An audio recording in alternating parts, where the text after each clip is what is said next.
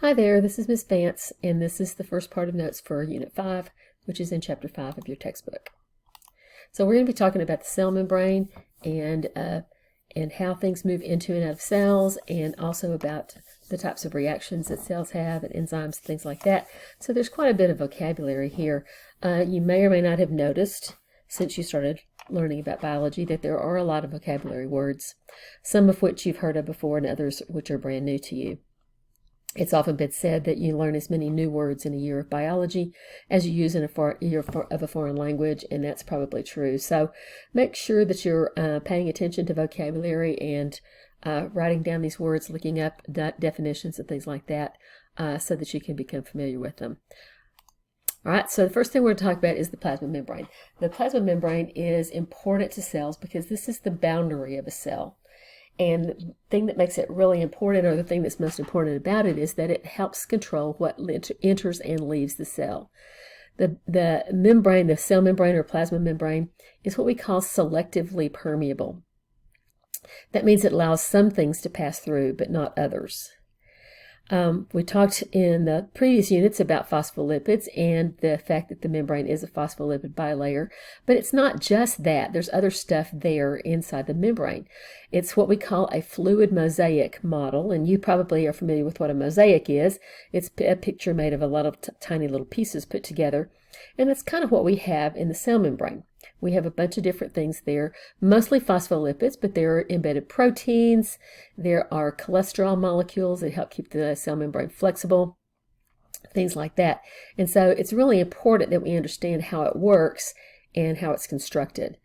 The other thing to remember is that the organelles in cells also are surrounded by membranes, things like lysosomes and the nucleus, and we have a whole network of membranes called the endomembrane system that includes like the rough and smooth ER and the Golgi apparatus and things like that. So membranes are really, really important to cells, and understanding how they work is important to our understanding of how cells work. So the main constituent or main component of cell membranes is phospholipids. And as we learned previously, phospholipids are molecules that are kind of bipolar. They kind of have two different states in them. They have hydrophobic fatty acid tails that resist mixing with water, and then they have a head region that is composed of a glycerol molecule that contains a phosphate group and some other molecules, depending on there's several different things that can be found here, but that part of the molecule up here at the top is actually hydrophilic, meaning it likes water, whereas the tails are hydrophobic, okay? So it would probably be beneficial to you to draw kind of a model. You can draw a model like the one shown down here in your notes that will help you remember which thing is which. The head is hydrophilic, meaning it likes water, and the tails are hydrophobic, meaning they don't like water. It doesn't mean they're scared of them, it just means they avoid it. And so that's really important to the structure of the membrane. And all membranes in cells, whether they're the cell membrane or an internal membrane or whatever, are made of the same kind of components. In water, if you could take a handful of phospholipids and toss them into water and kind of shake it up, they would actually automatically form a bilayer like we show here in this picture. They would arrange themselves so that those hydrophobic tails are toward the inside, away from water, and then the hydrophilic heads, the phospholipids, would be toward the outside.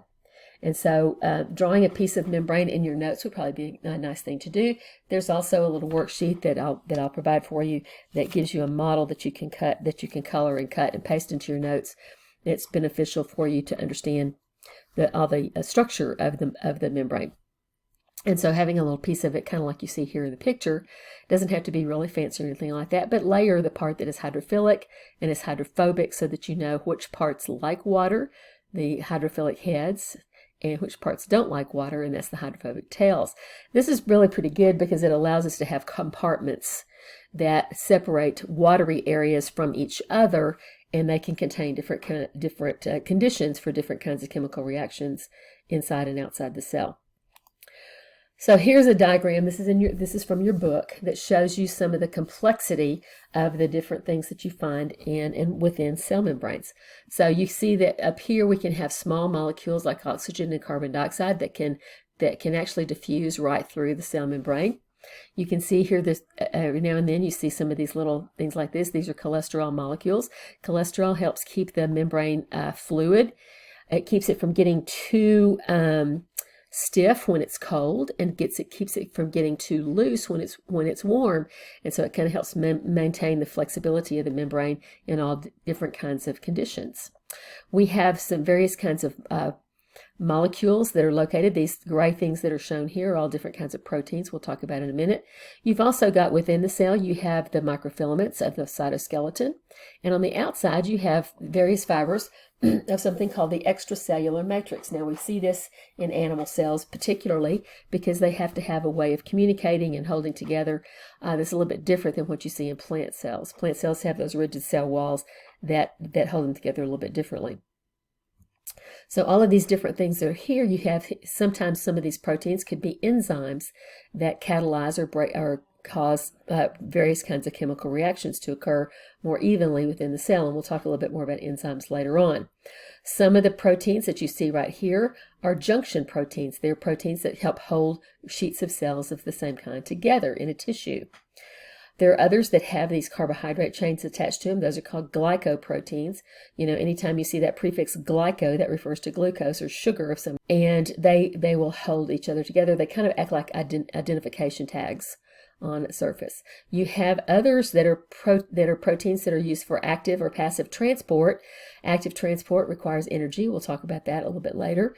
Channel transport proteins allow for some things to pass through the membrane that would normally have a little bit of trouble getting through there.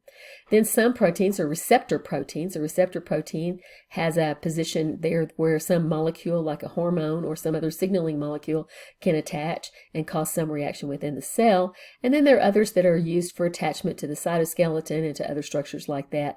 So lots of different functions of different proteins that you might find. And you can see how we talk about that fluid mosaic, because you've got all of it is kind of fluid because it's movable and flexible, but it's also a mosaic because it's got lots of different components stuck together that form one particular thing.